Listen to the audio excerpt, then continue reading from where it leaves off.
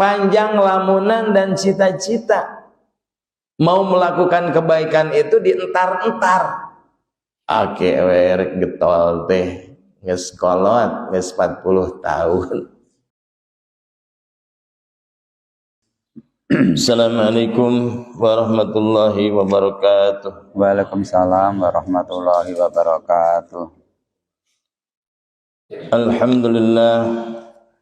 Alhamdulillahilladzi arsala rasulahu. Alhamdulillahilladzi arsala rasulahu bil huda wa dinil haqqi liyuzhirahu 'alad dini kullihi wa kafa billahi syahida. Asyhadu an la ilaha illallah wahdahu la syarikalah wa asyhadu anna Muhammadan abduhu wa rasuluh alladzi la nabiyya ba'dah. Amma ba'du faqala rabbi shrah li sadri wa yassir li amri wahlul 'uqdatam min lisani yafqahu qawli. Allahumma iftah masami'a qalbi li dzikrika warzuqni ta'ataka wa ta'ata rasulika wa amalan bi kitabik.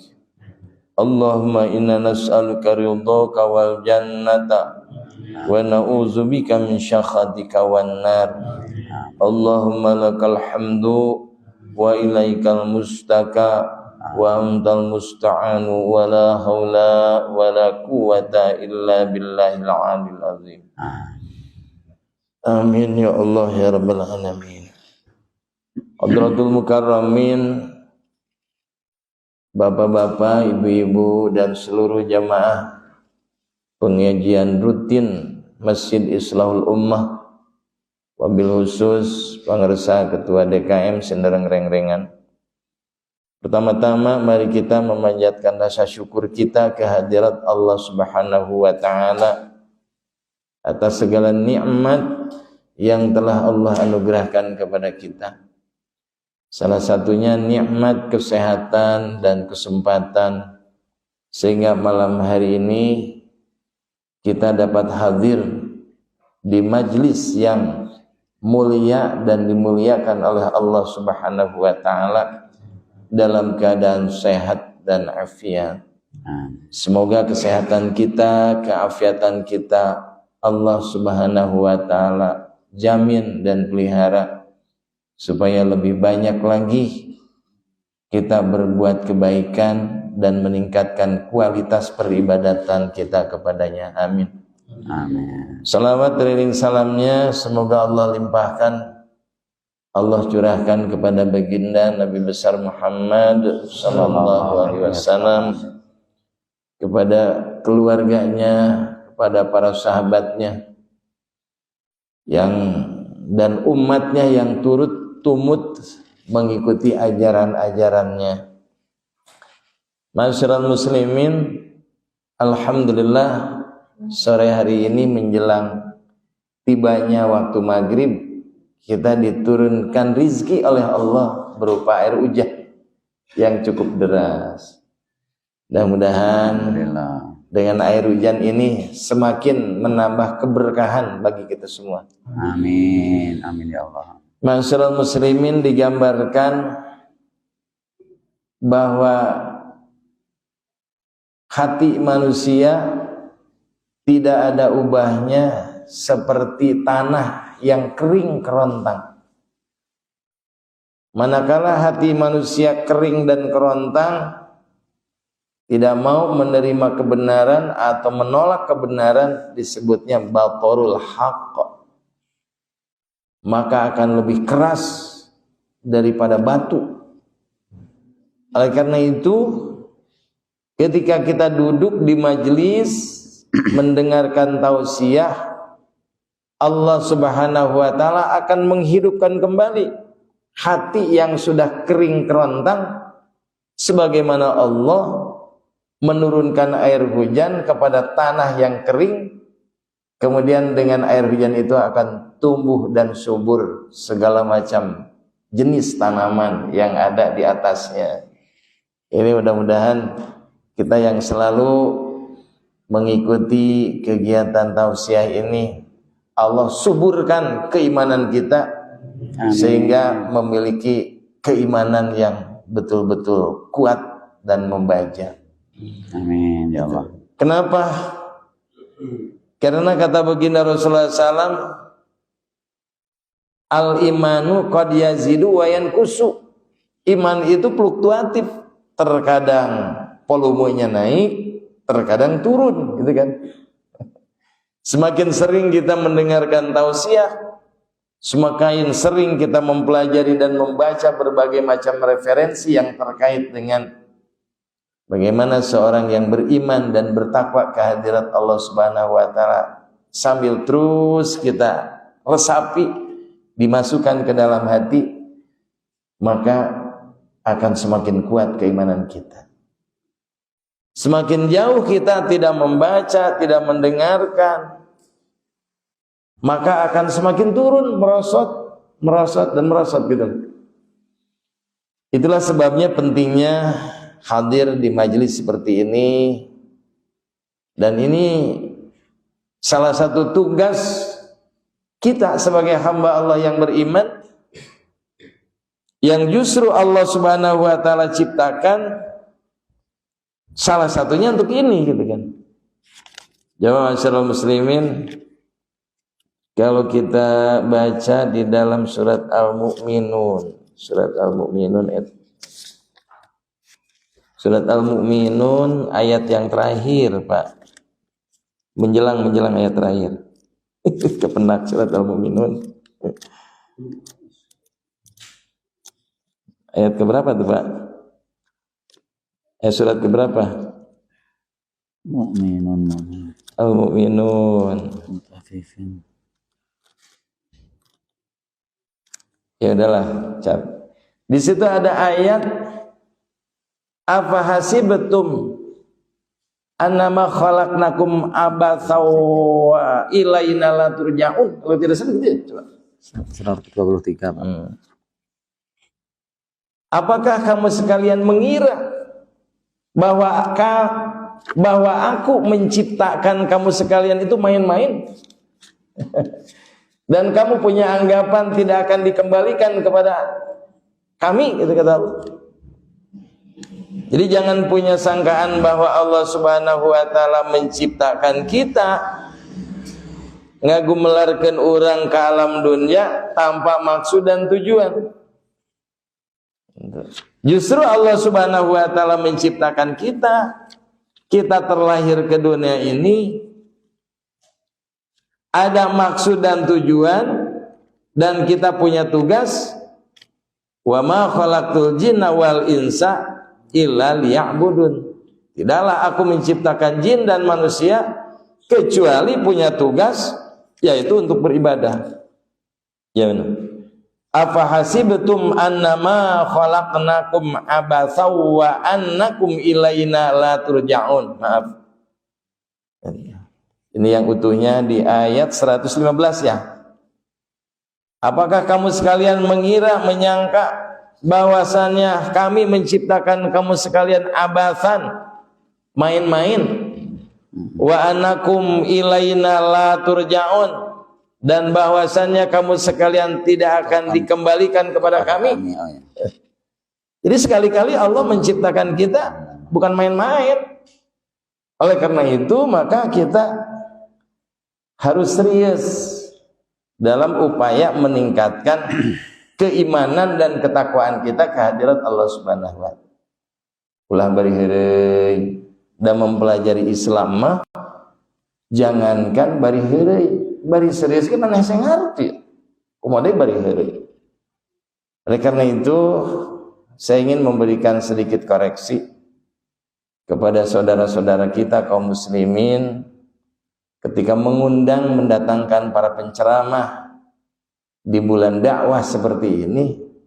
Sebaiknya sih jangan yang terlalu banyak heureuy. Ceramah 1 jam 45 menit jaruri kulit beuteung seuri we ngakap. Emang teu capek calangap seuri gitu. Ngaca ya tuh. Naon bedana tos saya panggil pelawak sekalian. Ngajina 15 menit bari jeung teu puguh. Ingetna teh seurina we. Ya Allah ya Rabbi. Heran saya juga.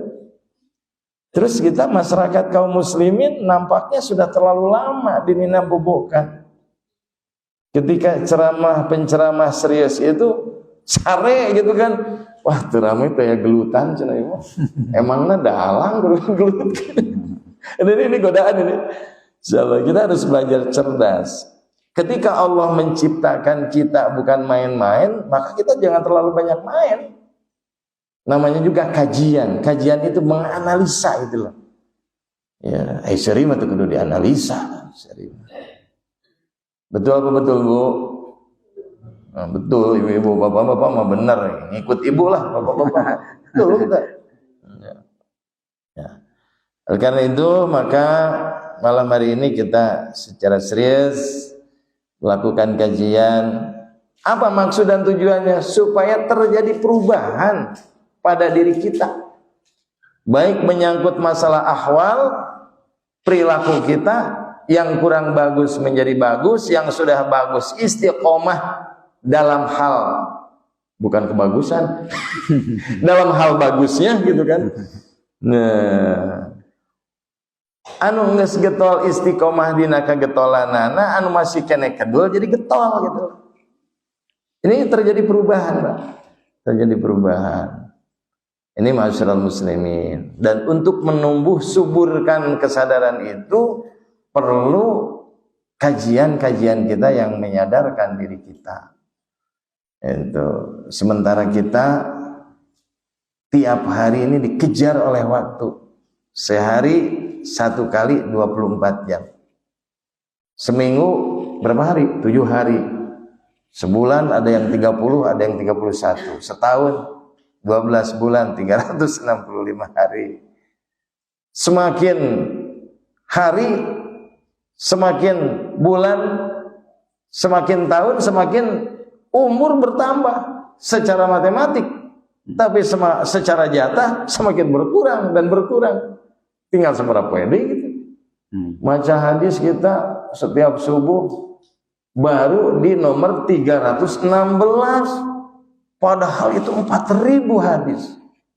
Subhanallah. Oleh karena itu kita niatkan untuk taklim. Sehingga ketika Allah Subhanahu wa taala memanggil kita untuk selama-lamanya dan untuk menghadapnya, kita dalam keadaan taklim.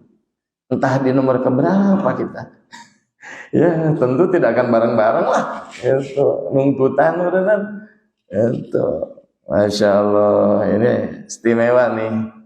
Jamaah Islamul Ummah, alhamdulillah. Dan pastikan kalau terlewat, baik yang membacanya maupun yang mendengarkannya harus punya rasa rugi gitu loh. Kenapa? Ya kan yang dibaca itu sabda baginda Rasul. Baginda Rasul itu adalah kekasih Allah. Masa membaca sabdanya, membaca sabda kekasihnya kita absen? Ya, sebetulnya itu sih. Ya. Di WA saja oleh seseorang yang terkasih di dalam hati dibolak-balik, kehapus lagi hanya luk segede gunung, hanya kal segede carangkap. Mun budak ya mun budak ada orang mah kolot teu kikituan. Kolot budak ya mah. Ini kayak begitu. Apalagi sabda baginda Rasulullah SAW. Ada yang pendek, ada yang panjang, terus di situ berbagai macam sisi kehidupan. Oleh karena itulah kita perlu memagari, perlu kita menutup pintu-pintu yang bisa dimasuki oleh setan. Iblis laknatullah, musuh manusia yang oleh Allah Subhanahu wa taala dijelaskan innahu lakum aduwwum mubin. Sesungguhnya setan itu adalah musuh yang nyata. Karena kalau kita tidak kenal dengan pintunya, bagaimana kita bisa menutup lubang-lubang dan celah-celah tadi? Kemarin kita sudah mengkaji bahwa pintu-pintu yang jadi musuh setan, yang setan itu akan menyelinap masuk, itu jumlahnya ada berapa? Ada 15. Kemudian pintu sahabat yang senantiasa membukakan, jumlahnya ada 10. Ada 10. Ya Allah, musuhna aya 15, tapi sahabatna ada 10. Masya Allah. Kemarin disebutkan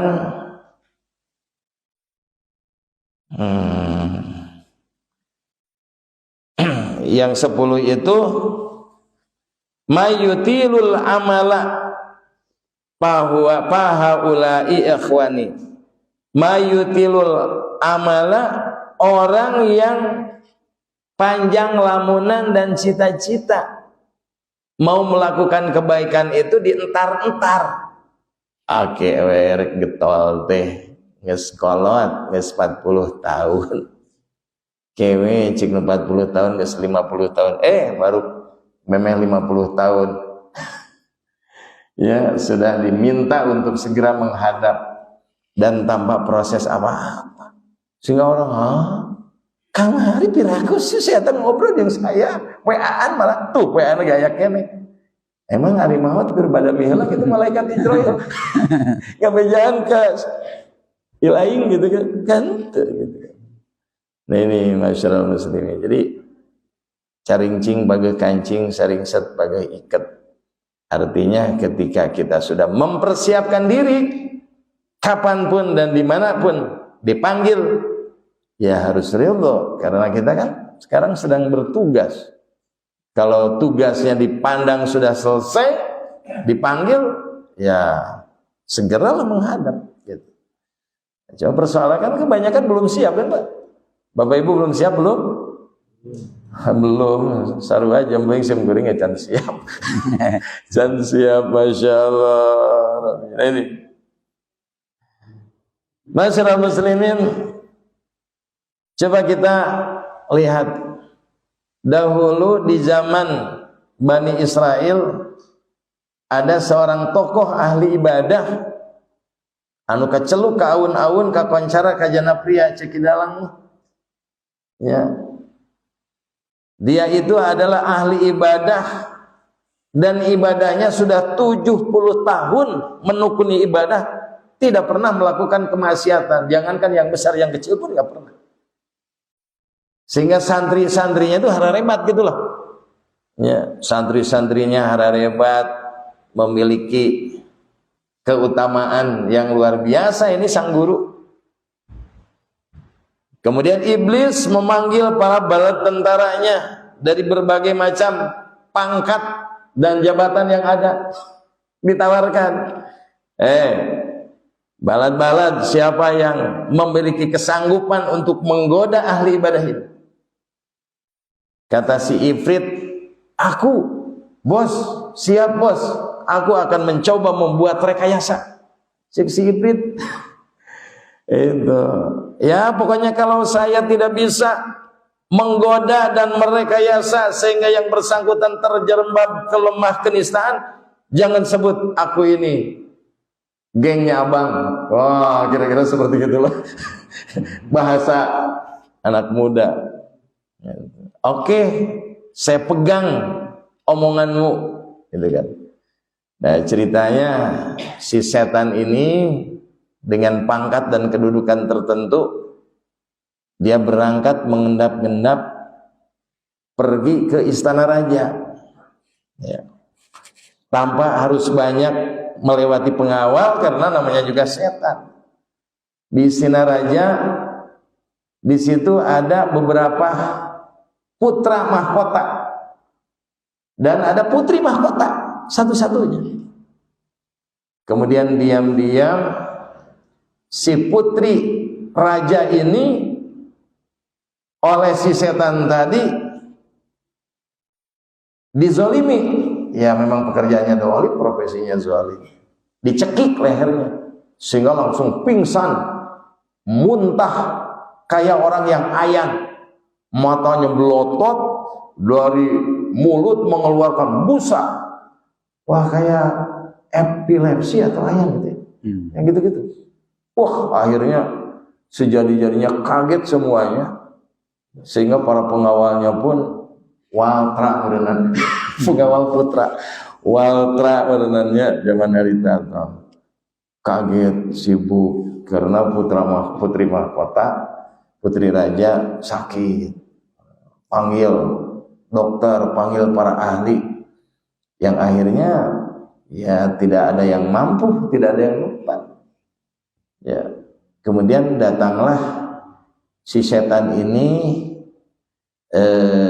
dalam bentuk dan wujud manusia dan menyampaikan, menyarankan kalau putri raja ini ingin segera sembuh, bawalah ke pengobatan alternatif, gitu loh bahasanya. Ke pengobatan alternatif. Di sana ada orang yang ahli dan bijaksana, kuliahnya jurusan hikmatologi, gitu loh. Gitu betul benar. Masya Allah. Gitu. Dia bisa menyembuhkan insya Allah penyakitnya ini. Tidak banyak tanya lagi karena alamatnya sudah tahu, walaupun waktu itu belum ada googling. Ya, langsung berangkat menemui seorang yang pintar tadi yang bernama Barsiso. Nah, Barsiso ini, cerita Barsiso kan udah di kita sudah bermasyarakat. Kemudian diobatilah oleh Barsiso dengan berbagai macam doa dan ruqyah, yang akhirnya si anak perempuan yang cantik nan jelita ini sembuh seperti sedia kala, dan akhirnya oleh para pengawal anak raja ini dibawa kembali ke istana. Itu sembuh. Begitu sampai di istana, tidak lama baru aja sampai jadi lagi, Pak, sejadi-jadinya, mungkin hebat lagi, diganggu sama si setan. Gitu. Akhirnya kata si setan, datang lagi tuh setan. Udah kalau begitu taruh aja di tempatnya, di pesantrennya Barsiso tuh. Ya, biar nanti si Mbah Barsiso ini setiap saat akan meruqyah dengan mantra-mantranya supaya bisa lekas sembuh. Akhirnya berangkat lagi ke sana. Kemudian sesampainya di sana disampaikan bahwa Pak Barsiso ini mau titip nih putri kami di sini supaya segera sembuh dari sakit. Dan Barsiso nolak waktu itu, nolak, kok nggak mau. Saya nggak punya fasilitas di sini. Ya, tempat ibadah kami cuma segini, tempat tidur kami pun ya di sinilah adanya. Ya namanya identik dengan kekuasaan, apa yang tidak punya, udah bikin kamu. Disuruhlah itu. Ya, orang yang biasa membangun dibuatkan villa di situ di dekat tempat ibadahnya Barsiso, khusus didiami oleh putri raja ini. Gitu kan. Karena dalam proses pengobatan gitu. Nah, udah gitu ditinggalkan oleh saudara-saudaranya dan pengawalnya. Si anehnya si anak putri itu kalau udah di sana tuh sembuh, Pak. Sembuh. Ya, udah sembuh gitu tiap hari Barsiso berupaya ngasih makan. Udah ngasih makannya di pintu, saat di pintu. Nggak berani dia ngeliat karena anak perempuan itu kan cantik loh. Itu. Udah gitu diambilnya sama si putri tadi, kemudian dinikmati, dikonsumsi. Nah, setan mulai menyelinap masuk ke dalam hatinya Barsiso.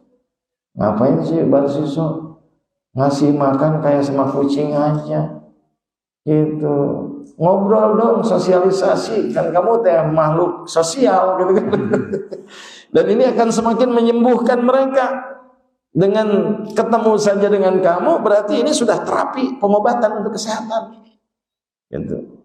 Kata Barsiso, benar juga ya, saya ini nggak manusiawi ngasih makan. Keesokan harinya ya Barsiso ngasih makannya itu pintunya diketuk. Begitu pintu diketuk, nah pintu dibuka oleh putrinya. Kemudian di situ mulai menyampaikan makanan sambil berhadapan. Sudah mulai berhadapan. Itu di sela-sela waktu si setan datang lagi ke Barsiso. Barsiso, ajak ngobrol dong tuh anak perempuan, kan diamanatkan kepada engkau. Siapa tahu akan lebih cepat proses kesembuhan. Kemudian ngajak ngobrol. Pada saat ngajak ngobrol, aurat si perempuan itu tersingkap. Dan di situ sudah mulai main hatinya di Barsiso. Kata si Barsiso, cantik juga ini anak, gitu kan.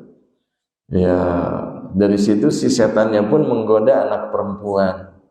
ternyata itu berlangsung berhari-hari seperti itu, akhirnya ngobrolnya lebih lama, ya, ketimbang proses pengobatannya, ketimbang proses mengantar makanannya, ngobrolnya lebih lama, dan lama-lama, ya, karena mereka berdua kan, tidak ada yang ketiganya. Kenapa? Karena yang ketiga takut dikatakan setan. Ya, nah, akhirnya sampai si anak perempuan itu hamil. Ya, udah hamil gitu, datang lagi setan. Kata setan, Barsiso, hati-hati kok. Ini dititipkan untuk pengobatan, bukan untuk kayak begini. Nanti kalau ketahuan bagaimana? Menuntut pertanggungjawabanmu, dan kamu akan malu sepanjang hayat. Itu. Terus solusinya gimana? Udah bunuh tuh anak perempuan. Setelah bunuh, engkau timbun, engkau makamkan, engkau kuburkan, dan tidak akan ada. Bilang aja nanti kalau saudaranya, apa rajanya yang nengok ke sini, apa saudara-saudaranya atau pengawalnya, bilang aja anak itu mati, meninggal. Betul, Pak. Nanti kalau sudah membunuh, kamu bertobat. Kan kamu tahu dan hafal bagaimana ilmu untuk bertobat. Akhirnya karena didorong oleh syahwat nafsu bahimiahnya, akhirnya Barsiso melakukan apa yang diperintahkan oleh setan, langsung dieksekusi. Setelah dieksekusi kemudian dimakamkan.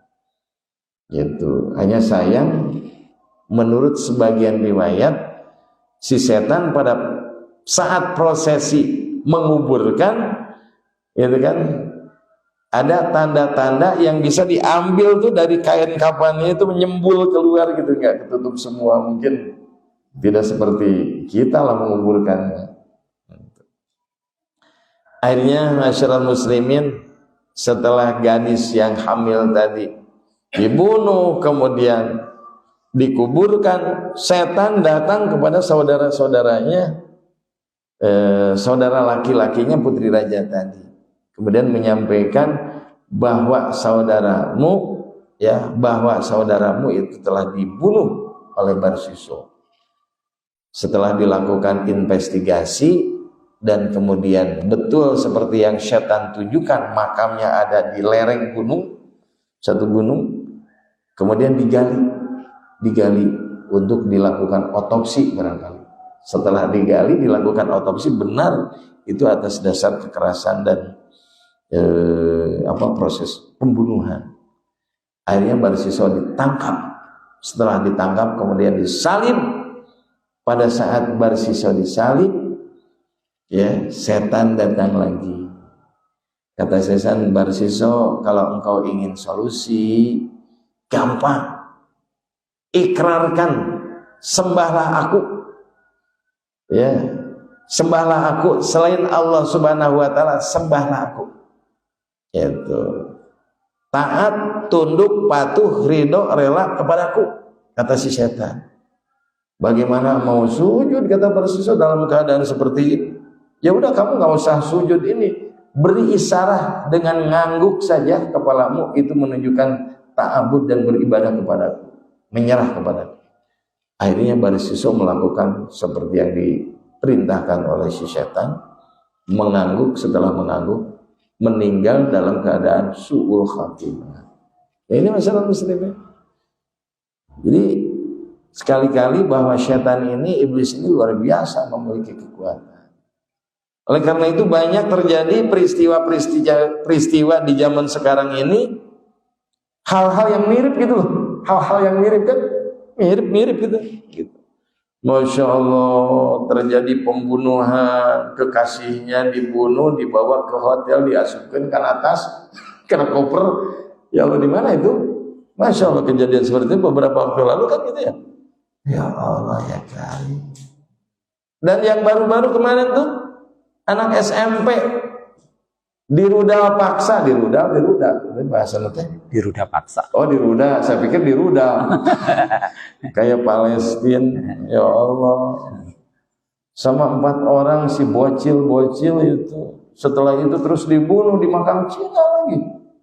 Coba ya Allah ya Karim. Ini nih, itu setan kan, anak. Masa sih anak sebesar itu memiliki hati sejahat itu? Gara-gara ditolak cintanya katanya. Emang anak usia SMP sudah pandai bercinta atau cinta monyet sih? Itu ya Allah ya Rabbi, itu kayak begitu sekali. Inilah kan setan semuanya itu. Setan semua. Itulah ma'asyiral muslimin. Jadi oleh karena itulah maka kembali kepada firman Allah Subhanahu wa taala di dalam